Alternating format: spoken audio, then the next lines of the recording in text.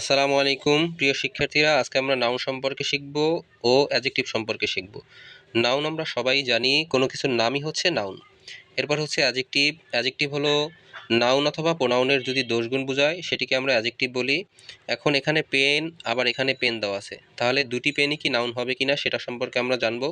প্রথম যে উদাহরণটি দেওয়া আছে সেটি হলো আই হ্যাভ আ পেন, আবার যে উদাহরণটি দেওয়া আছে সেটি হলো I have a pen box. এখানে পেন শব্দটি কি হবে, আবার এখানে পেন শব্দটি কি হবে সেটা চিহ্নিত করব।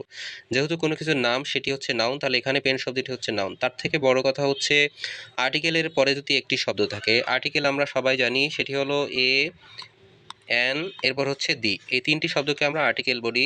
এই তিনটি শব্দের পরে যদি একটি শব্দ থাকে, কয়টি শব্দ? একটি শব্দ থাকে, সেটিকে আমরা নাউন বলবো। তাহলে হচ্ছে পেন একটি শব্দ, এখানে আর্টিকেলের পরে এটি হচ্ছে নাউন। এরপরে যে উদাহরণটি দেওয়া আছে সেটি হলো I have a pen box. এখানে দেখা যাচ্ছে এ হচ্ছে একটি আর্টিকেল, এরপরে দুটি শব্দ দেওয়া আছে, একটি হচ্ছে পেন এবং অপরটি হচ্ছে বক্স। তাহলে দুটি শব্দ কি হবে?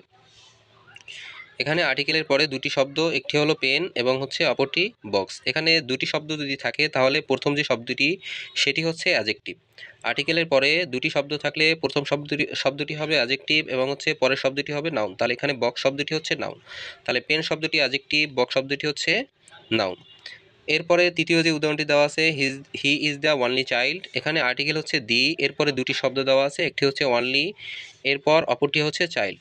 তাহলে যদি দুটি শব্দ থাকে, এর আগেই বললাম আমরা, অনলি হচ্ছে এখানে অ্যাডজেক্টিভ, দুটি থাকলে প্রথমটি হচ্ছে অ্যাডজেক্টিভ এবং পরেরটি হচ্ছে নাউন। তাহলে অনলি হচ্ছে অ্যাডজেক্টিভ এবং হচ্ছে চাইল্ড শব্দটি হচ্ছে এখানে নাউন।